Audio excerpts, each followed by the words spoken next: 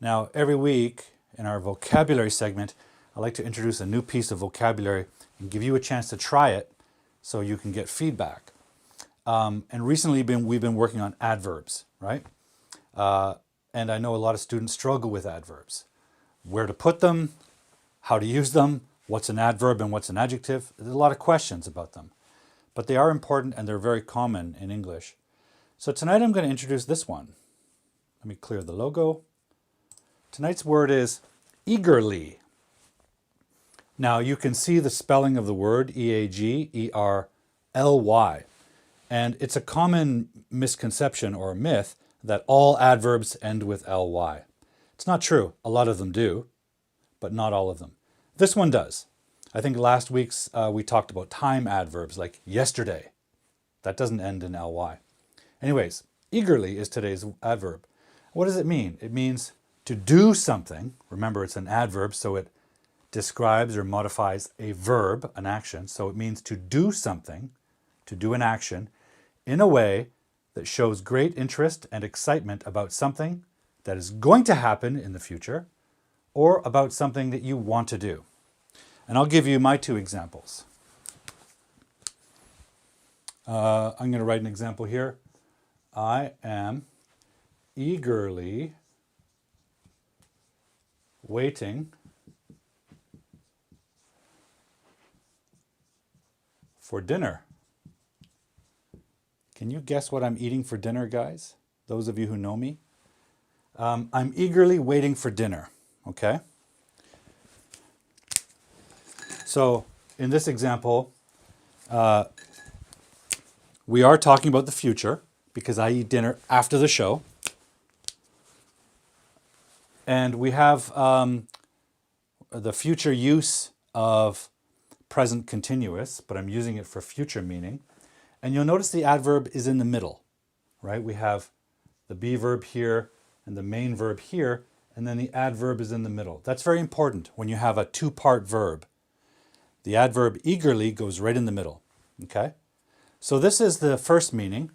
It shows great interest and excitement about something that is going to happen.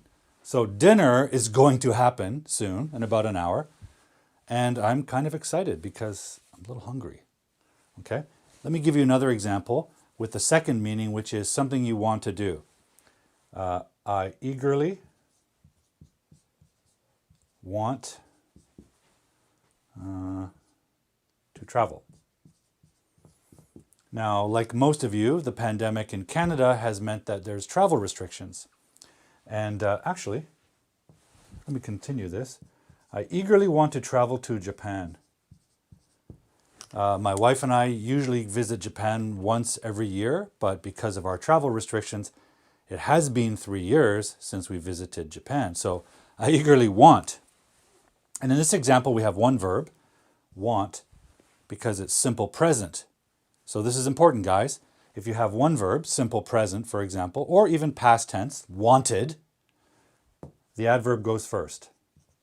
Not all adverbs go before the verb. Some go after. Okay? But eagerly goes before the verb. Okay? So those are my two examples to cover the two meanings. Now I want you guys to write a sentence using either meaning and put it in the comment box, okay? So give me your examples and we'll take a look. And in the meantime, I will say hi to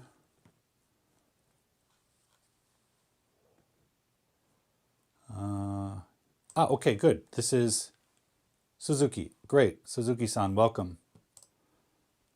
And Chris thinks I'm going to have pizza for dinner because I often talk about pizza. It's one of my favorites, but it also is it's the word I use on the board all the time for examples, because then I don't have to think of a new example all the time. Doesn't mean I eat pizza every day. That would be unhealthy. For those of you who think pizza is unhealthy, it's not necessarily unhealthy, but it is high calorie, so you don't want to eat too much pizza. And you don't want to eat it too often. And that's the problem for me, because when I do eat it, I eat a lot of it. I turn into a pizza pig. Okay, let's see some of your examples, guys, using the adverb eagerly. Let's see what you come up with. Okay, Chris has one. Let's have a look. So Chris says, I am eagerly using Evernote to write a speech about school behavior management. Okay, good.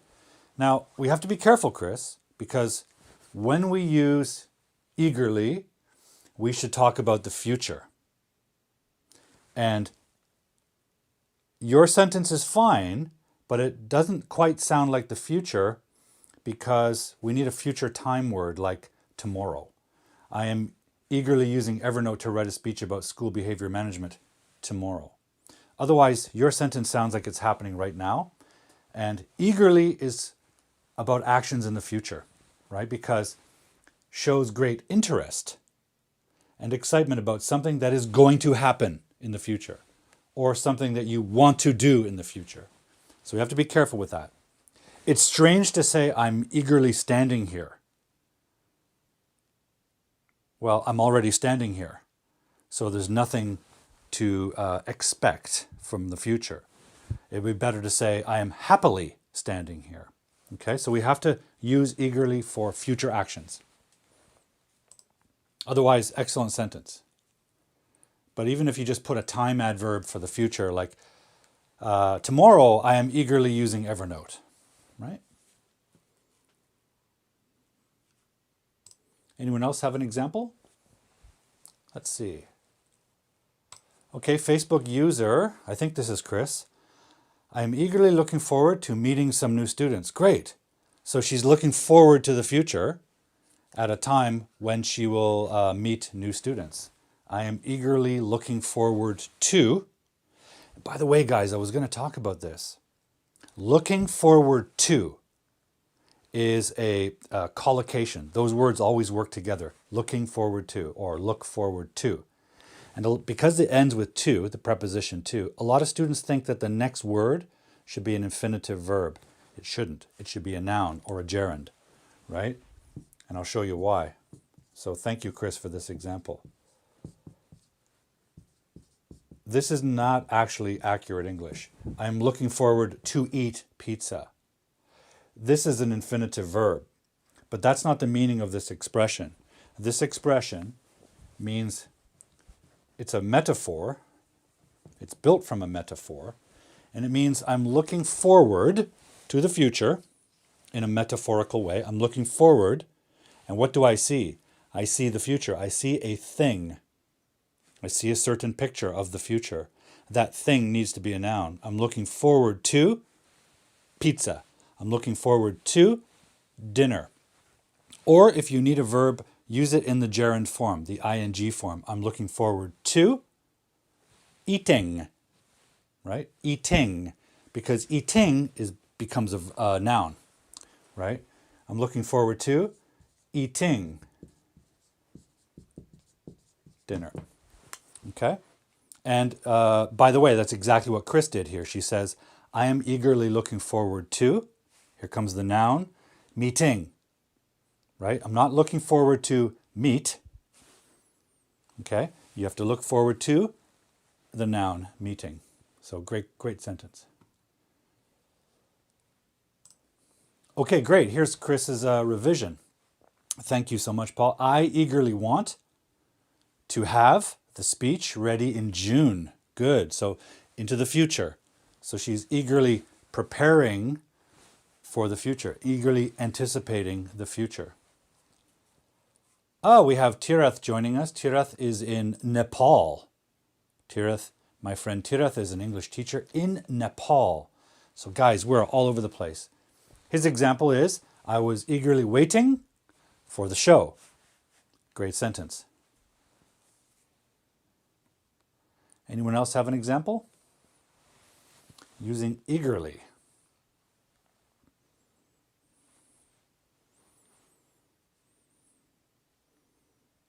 And by the way, look at all the examples we have. Eagerly is before the verb. That's very important. Not all adverbs go before the verb.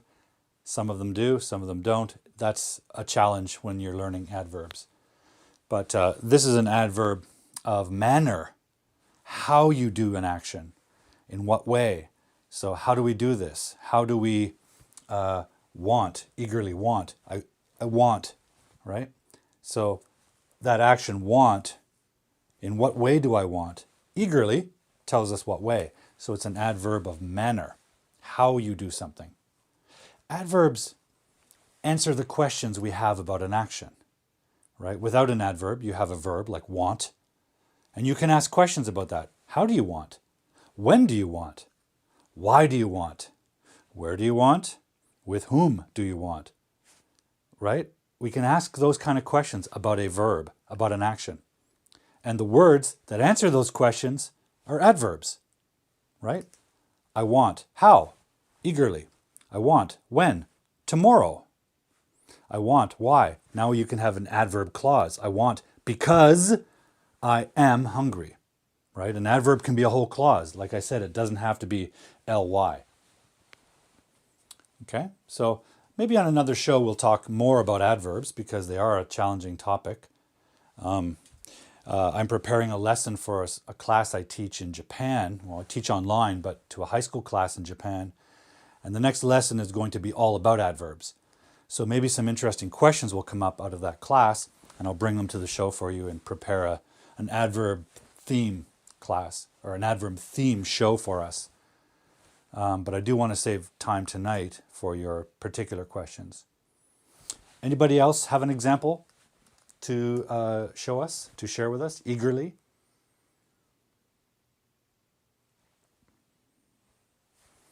If not, we can move on. I'm going to just clear tiras. Again, I have to work the graphics myself.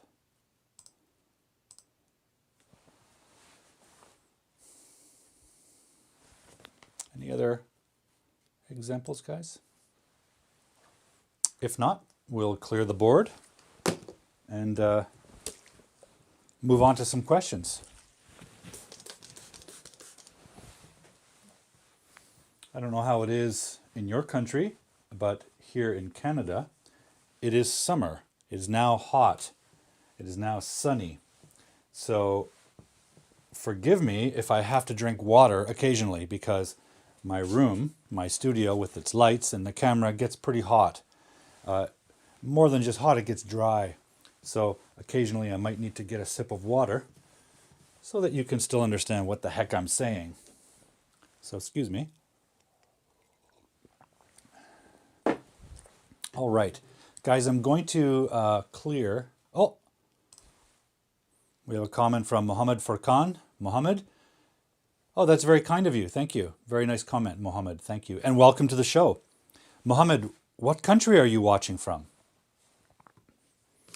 Please say hello in the comment thread, guys, and tell us what country you're watching from.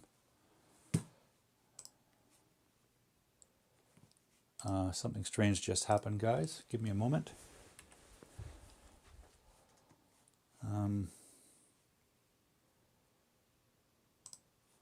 Like I said, my usual engineer is not with us, so I'm on my own here. A little clunky. Hopefully you don't mind. Okay, guys. Again, if you're just joining the show, please say hello in the comment thread and tell us what country you're watching from. And oh, we have a good example coming up here. Where is it? Okay, Suzuki-san says, the future eagerly beckoned to us. Okay, let's write this up. The future. That's a very poetic sentence. I like it. Eagerly. There's our adverb. Beckoned. Can you still see that, guys? Okay. And as always, when we have a sentence and we want to understand it a little bit better, I always like to identify the parts. We can see what's happening, what's missing, what we have, what we don't have. So what do we have here? We have a subject, the future. We have the adverb, eagerly. We have the verb, beckoned, which is in past tense. And then we have a prepositional phrase here. So that's a great sentence. Mr. Suzuki, that's a great sentence. There's nothing wrong with it. And your question is, should I use the be verb? There's no reason to use the be verb. We have subject who did this action. The future is the subject. The future did this action. Now, I think I know what you mean. I think this looks like a passive. It's not a passive. It's a poetic or literary style. The future is not a person, right? But beckoning is like calling or gesturing. Hey, come here, come here. That's beckoning. Or, hey, Paul, come here. I want to show you something. That's beckoning. Or when you're on the street and you want a taxi, you wave for the taxi. You're beckoning. People do that. The future, it's not even an object. The future is a concept. It's an abstract noun. So how can the future beckon to us? It can't. But if you write a sentence like this, you are giving this human verb to something that's non-human. And this is a beautiful technique in literature and poetry called personification. Right? Personification. You're giving something non-person, non-human, person, you're giving it the nature of a person. And it turns that into a character, right? Turns it into kind of a character in this sentence, a subject that can do something. So this is not a passive. This is an active sentence. The future did this. The future beckoned, just like Paul wrote on the board. It's the same kind of sentence. Paul wrote on the board. That's action. I did that action. The future did this action. It's not a passive, right? So we don't need a be verb. We need a be verb when we make a passive sentence from an active sentence.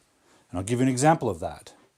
An active sentence would be something like, Paul ate dinner, right? We have the subject, the verb, and the object.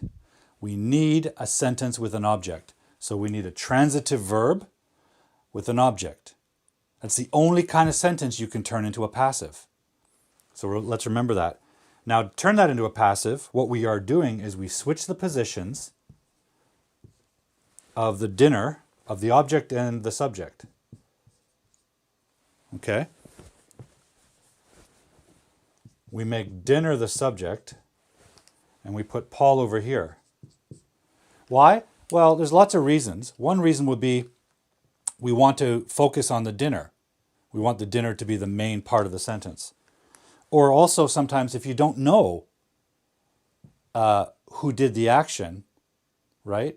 Police come to a crime scene and they see a dead body. They don't know who killed him. They just see a body. So they say the body, the man was murdered. That's a passive. What they're trying to say is the man was murdered by, but they don't know who that is yet. So that's one reason to make a passive. And when you make a passive, we have to change the verb form. We have to add a be verb. Dinner was, we need the be verb, and because that's past tense, we need the be verb in past tense.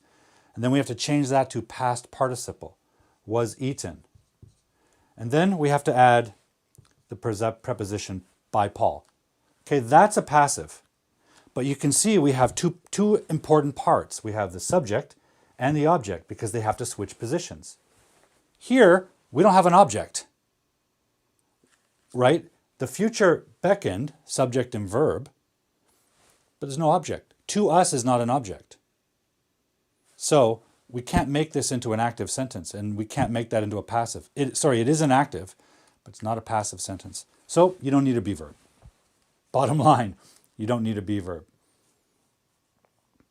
Okay, just want to mention Mr. Mohammed is from Pakistan. Welcome.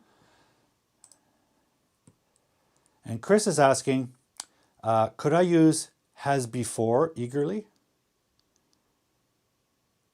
Yes, Chris, yes. If you have a compound verb predicate, so let me just clear the board of this. The word predicate really just means the verb, but it's not enough just to call that part of the sentence the verb, because the verb is one word. And sometimes the whole verb is more than one word, like with present perfect or present perfect continuous. There's three parts. So we can't call that a verb or the verb. It's got three parts. So we call that the predicate. So the sentence is, has before eagerly. Yes, absolutely. She has eagerly waited for him, for her cat, let's say. Okay? It's because this is present perfect. It's a two-part predicate. If you have a two-part or a three-part, the adverb goes in the middle. Why? Really simple. We want to keep the predicate, or I like to call it a verb package. A predicate is the verb package. It could be one verb, like ate. So this is the predicate, but it's only made of one verb. This predicate is made of two verbs.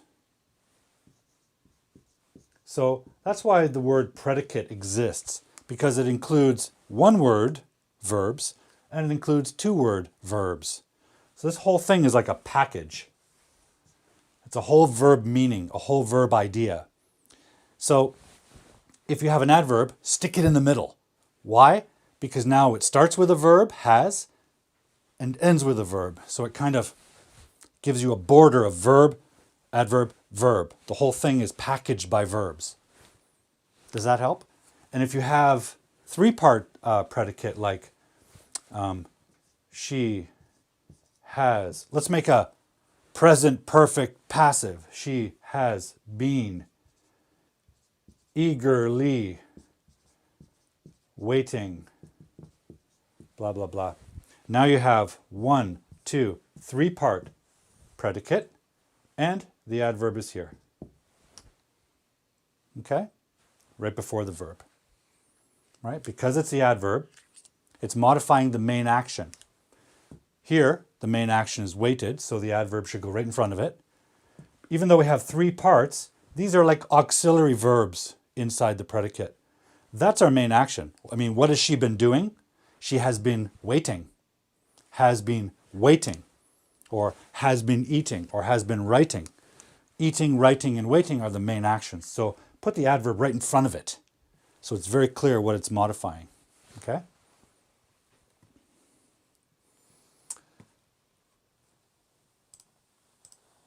What else do we have here? We have, oh, hello to Betty, Bargain Betty from the moon. Great to see you, Bargain Betty. How was the hamburger?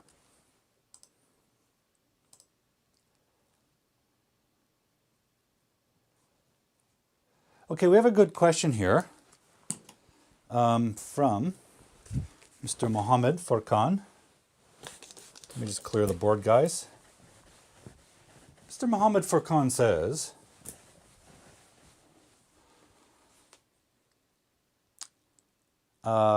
what may be the way to get improvement in speaking power? Well, I'm not sure what you mean by speaking power.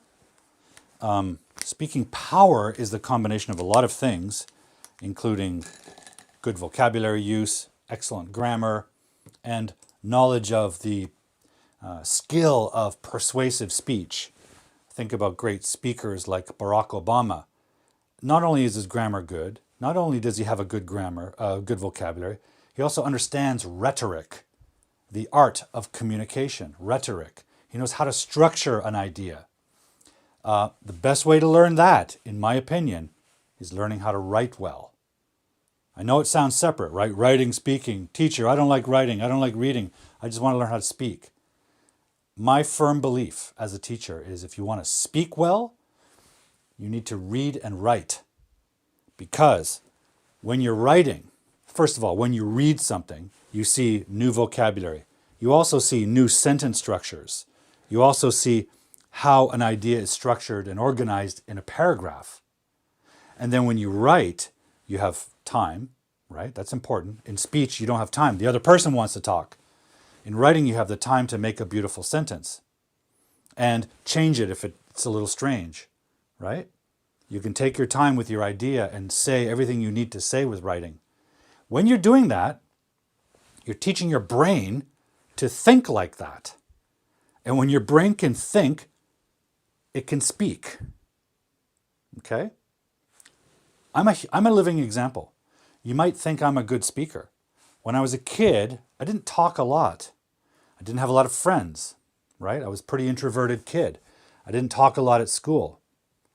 What I did do was read a lot and eventually write a lot. When I became an adult, I started, because you have to, as an adult, you have to communicate with colleagues and friends. I started being able to speak. And when I did speak, I could speak well, but that's the result of my reading and writing childhood. I didn't practice becoming a good speaker. I still don't think I'm a great speaker. But they're connected. Reading, writing, listening, speaking, it's all connected. So if you want to be a good speaker, do all the parts of English or whatever language you're learning. They all work together. And also with this question, Mohammed, if you just mean speaking ability, general ability, proficiency, I know it's a challenge if you are in a country where English is not widely spoken. Maybe it's true in Pakistan. Maybe in Pakistan, mostly, I think speakers speak Urdu, right? Urdu.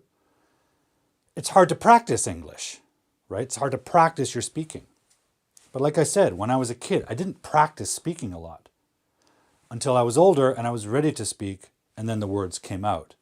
So it is possible to improve your speaking before ever speaking.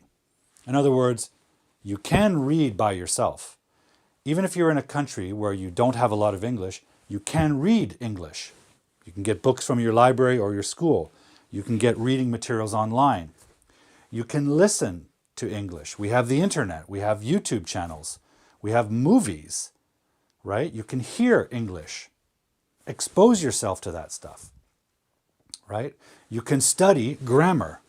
You can read and study good sentences and practice them. You know, when you read something, speak it. Read it out loud, right? Because that's doing two things. It's teaching you to read. It's teaching you to think in the sentences that you see. And you're putting the words in your mouth. Now, I understand that's hard to do if you're alone. It's hard to get feedback if you're alone. That's where you need a teacher or a native speaking friend or a good English speaker. So I understand that's a challenge, but it's not everything. Okay, you can still develop your English speaking by yourself, right?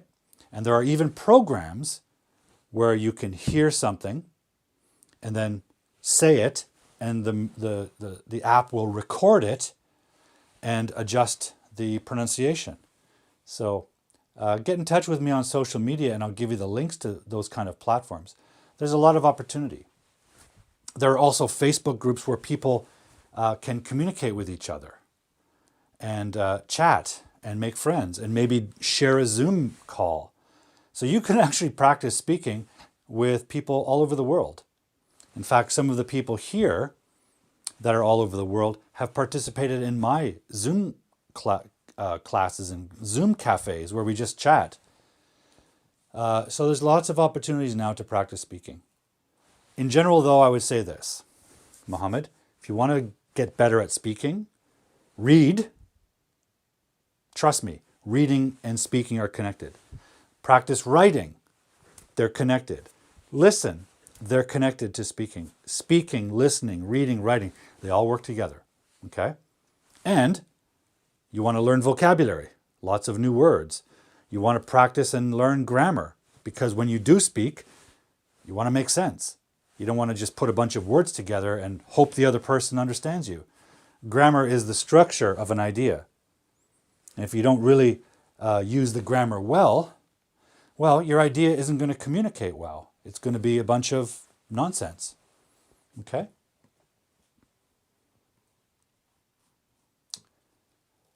So guys, offhand, I don't have website links and stuff, so I'll have to post this in the recording After the show, when I post this recording on YouTube, I'll put some links to websites where you can practice those things. Dave McCormick. My gosh. Well, Dave McCormick speaks English. He doesn't need this class, but it's great to have you here, Dave McCormick.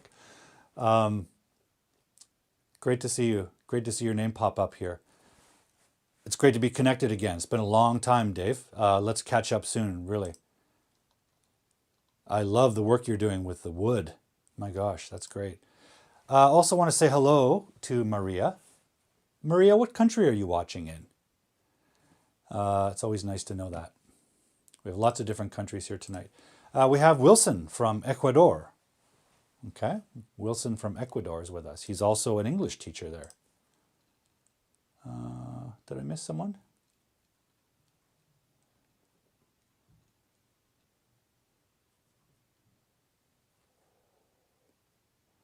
This is an interesting question. What do you think? Oh, where is it? Maria is asking, what do you think that could be the best methodology to teach English? I don't think there's any one methodology that's best. I think, let's make a list. I think there are several well-researched, well-proven methodologies that work. Okay? And I think they all have something to offer a student. So as a teacher, I think it's good to use all of them together. Let's assume we're talking about teaching English, teaching a language. Well, I think the number one thing we should do is student-centered. Right now on this show, I'm explaining grammar and vocabulary to you. I'm answering your questions. But in a classroom, I wouldn't do this all day long. I wouldn't stand up at my whiteboard and just explain to students. They can't learn a language that way. They need to use the language. So student-centered methodology is really important for language. And along those lines, we can say task-based. As a teacher, your job isn't to stand up here and explain like a university lecturer. That's okay for university subjects, but for a language, the students have to use it. So give them a task. It can be anything sometimes. I give my students crazy tasks to, make a monster, draw a picture, anything where they have to talk to each other. That's a task that's giving them a chance to practice English. And your job is to listen to them. You can either offer suggestions or feedback and corrections, or you can make notes and talk about it later on the whiteboard. So task-based learning for a language is absolutely number one. Especially when they're more advanced students. After intermediate, they have to be practicing their language, okay?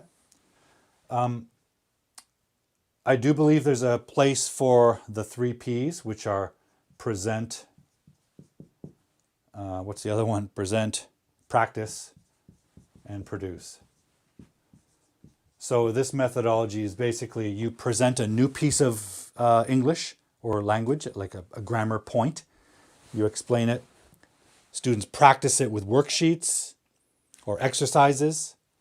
And then you give them a task and they have to use the new language.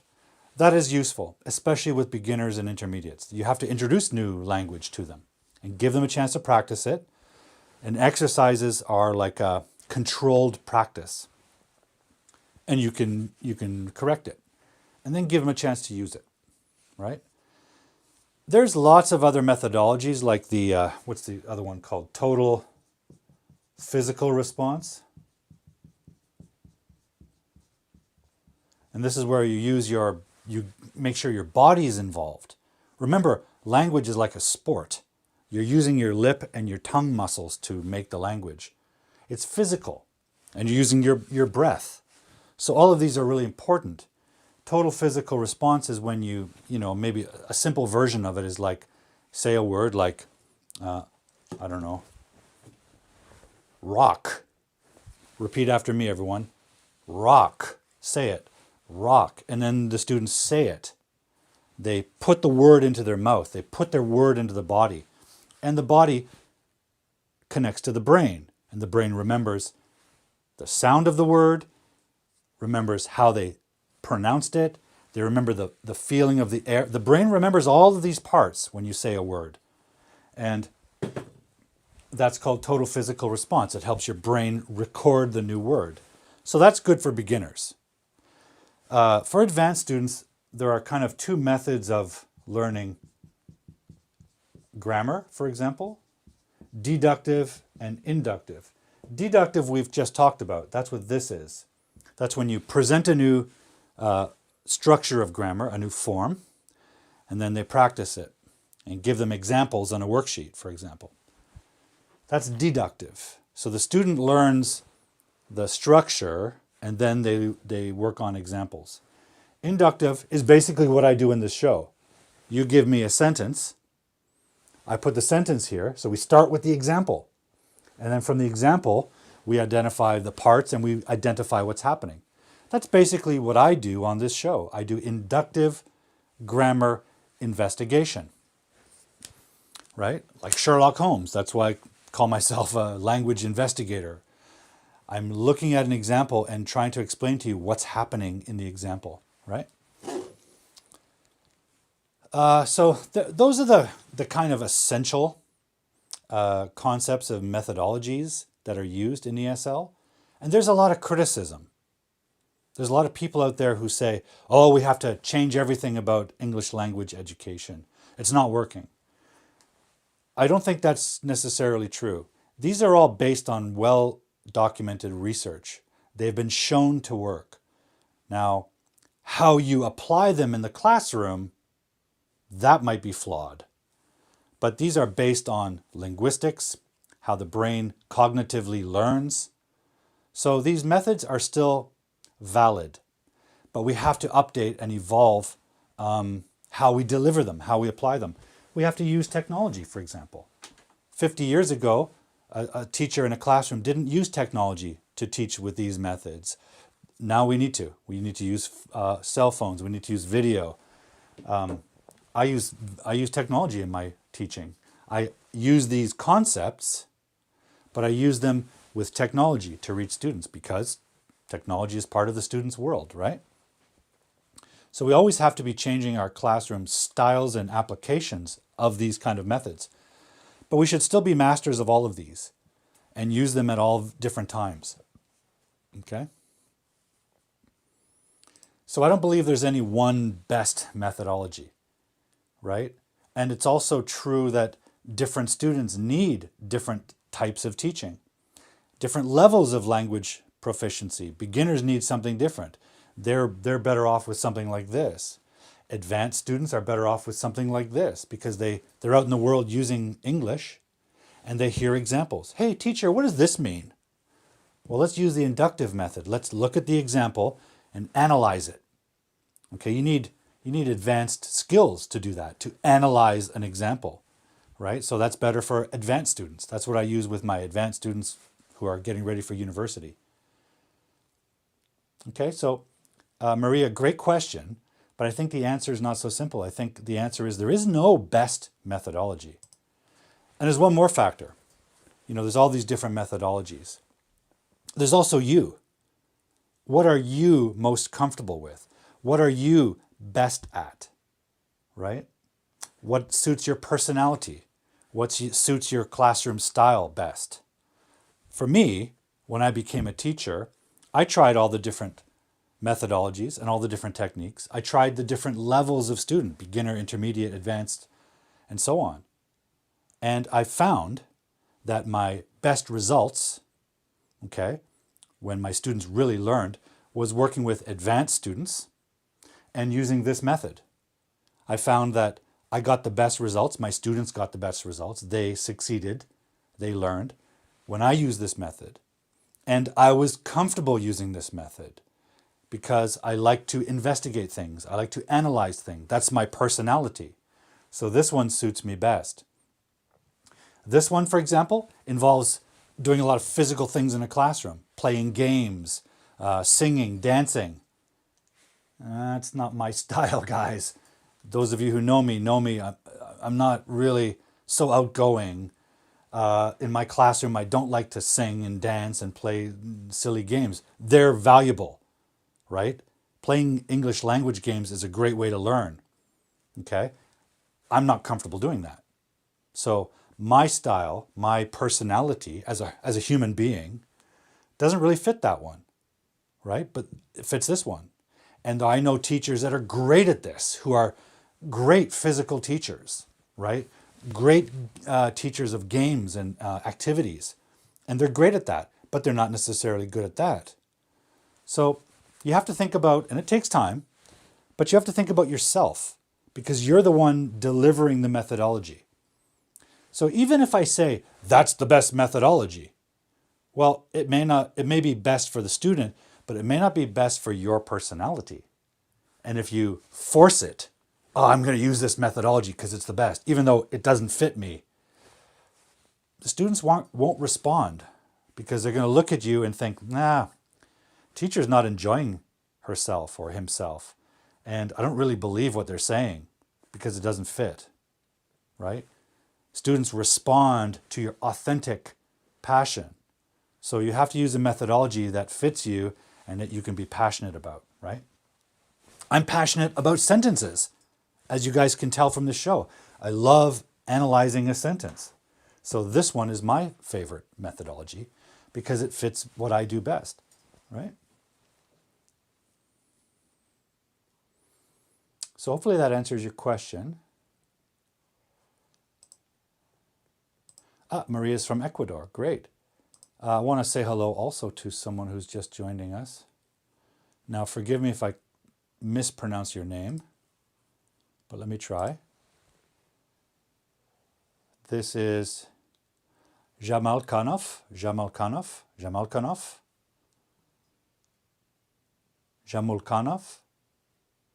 Hopefully I'm saying it correctly. I apologize if I'm making a mess of your name. It's a problem.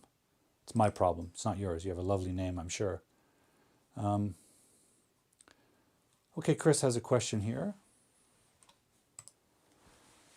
What's an excellent method to learn and remember the vocabulary? Yeah, Chris, I think this is important for vocabulary.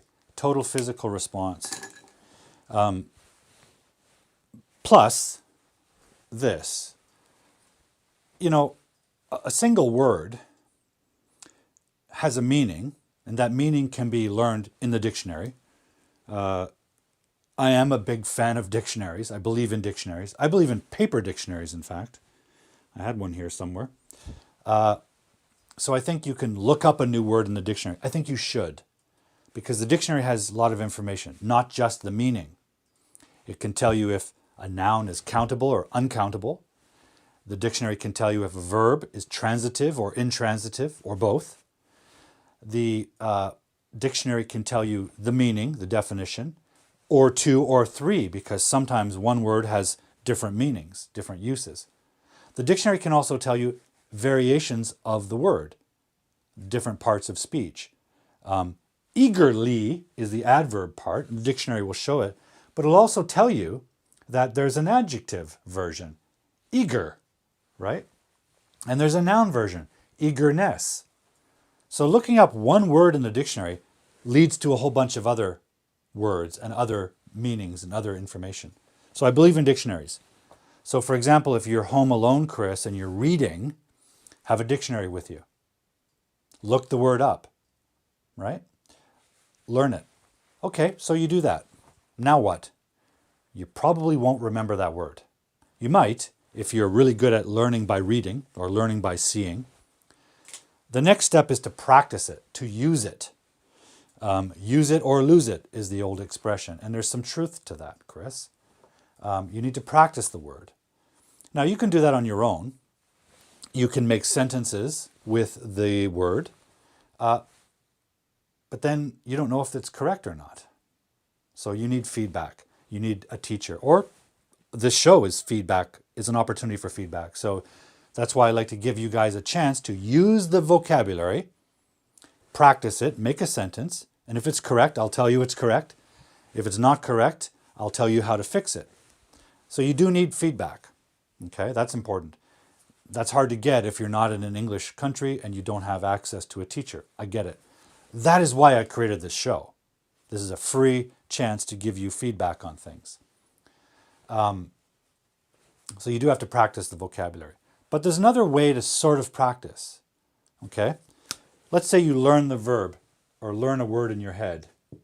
And now you have the word is in your brain somewhere. New word, right? There's the word. And you read it in a dictionary, right? Oh, that's good. Now I understand it, but I know I'm going to forget it. Well, let's say you start reading a book, right? And there's the word. Because once you've played with the word, right? Thought about it, read the definition in the dictionary. Once you've brought it up into your brain, right? Once you absorb it upwards, look at my hands going up into my brain. So I learned the new word from a textbook or a dictionary. It goes up into my brain. The next step, and you don't need a teacher for this, is to notice. Notice the word out in the world. Before you learn the word, maybe you wouldn't even see it. You wouldn't see it in advertising. You wouldn't hear it in a TV show. But once you upload the word from a dictionary or a book or whatever, now you'll start noticing it.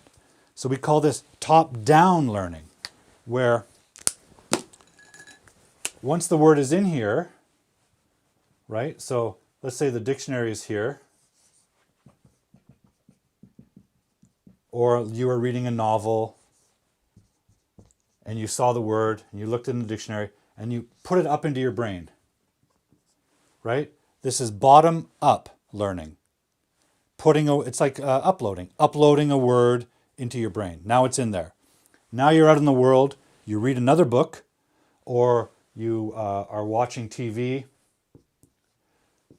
and you see the word. Now you notice it. This is top-down learning. And it's a way of taking your knowledge, noticing it in the world, and saying, I know that word. It means blah, blah, blah, right? And then seeing it in the context. Now you have a context where someone's using it in English, in a book. You can expect the book to be accurate. Or using it on a TV or a movie show, and you can expect it to be roughly accurate, right? And you notice that, and you go, oh, now I get it. And then, I don't know, this is a bad drawing, but the light bulb goes off. Oh, now I get it, right? Aha. This is a great moment in learning when you have this aha. Oh, I know that word. I understand it now. Because I uploaded the meaning and the dictionary definition, and then I top down, I noticed it in the world in a context, right? Or you're walking down the street or talking to an English speaker and they use the word and you go, oh, I know that word. I learned it from the dictionary. So that's a way of not practicing with a friend, but processing the information. And you don't need another person to do that, Chris. So that is one way you can do it. Sometimes when I work with students, I even say that. They'll ask me, teacher, what does this mean? And we'll talk about it. And then I'll say, now that we've talked about it, you will notice that word everywhere. And then I see the student a couple weeks later and they go, teacher, I heard that word 5 times last week. Isn't that strange? Before you learned the word, you never heard it because you didn't recognize it. Once you discuss it, once you consciously learn it, you start noticing it. So pay attention and catch the things that you know. It's really important. Hopefully that answers your question. I just want to say hello to someone just joining us. Where is it? Roni from Bangladesh. So guys, notice all the different countries we have with us today. Bangladesh, Pakistan, Nepal, Brazil, Japan, Korea. Yes, great to have you all here. Great questions tonight, guys. We're almost out of time, though. So I'm going to finish up, guys, and just remind you of a couple things. If you need help with your English writing, I suggest going to my writing workshop. It's a new project. It's an online course, writingworkshop.thinkific.com, and sign up for this. There's an online course. It's under construction. I'm still building it, but it's also available for a very low price now because it's being built. I'm still adding materials every week. And yes, Chris, I know, has joined up for the workshop, and I do apologize that it's taking so long, Chris. But don't worry, as materials come in, you'll get an email telling you that there's a new lesson, there's a new material involved, and eventually they'll all be there for you, and you'll have unlimited access at all times. Your membership never expires. But one of the reasons it's available at a low price, guys, is it's not finished. I'm still working on it. So please be patient with it. But it will help you, I'm sure, because I've been teaching writing, working privately with writing students for a long time. And everything I've learned in my years of teaching, everything I've learned from studying myself, from my own study of writing, I'm pouring into this course so that if I get hit by lightning next year and I'm gone, the writing course will have all my knowledge in it, all of my ideas, all of my learnings will be in there because I want to share them with you. I've had a long career of helping writers succeed. Some of my writers have won essay contests. In fact, I think it was 2014, a Japanese student, asked me to help him write an essay for a contest. The contest was for the United Nations. They were hosting a global youth essay contest, and he wanted to enter. And I helped him, and guess what? He won. He won the contest, chosen from students from all over the world. And he got to travel to New York City, stay in a hotel for a week, go to the United Nations. He did a presentation there. They read his essay. It was a great experience. And I've helped a lot of students like that improve their writing. And I've learned a lot about how to do that. I've learned a lot about what a student needs to succeed at writing.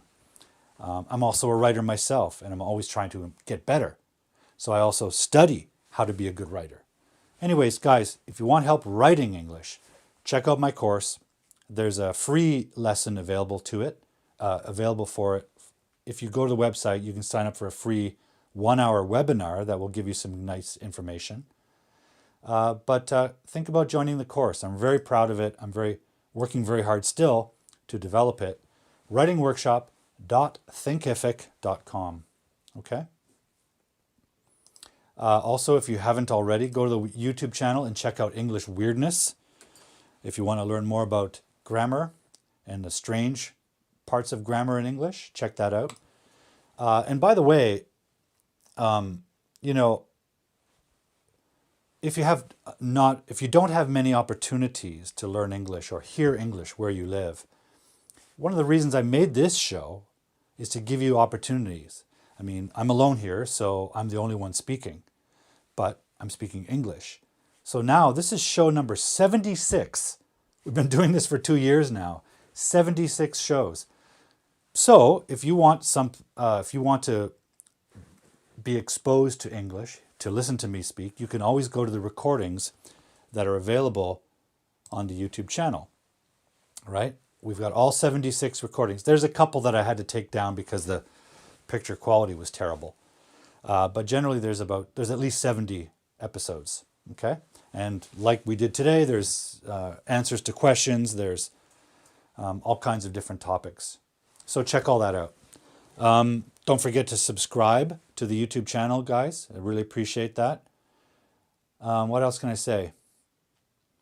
If you want to support the show, go to Patreon. We have a Patreon link down below for those of you who want to support us financially. Even a little bit helps because it does cost a lot of money every month to make this show. And no one's paying us, so it's not a professional show. I want to continue doing it, but it does cost money. So all help is valuable, and all help is very much appreciated. Okay, we're going to wrap up, guys, before my camera melts and before my eyeballs melt from the camera lights. So I want to say thank you to you all. Thank you for joining the show. Thank you for your great questions. Thank you for practicing the new adverb eagerly. Next week, I think we have a special... Oh, what am I saying? I got to tell you guys. Next week, no show. I'm sorry, I cannot run the show next week. I have to travel. So guys, please, I'll post something on social media about it, but next week, no show.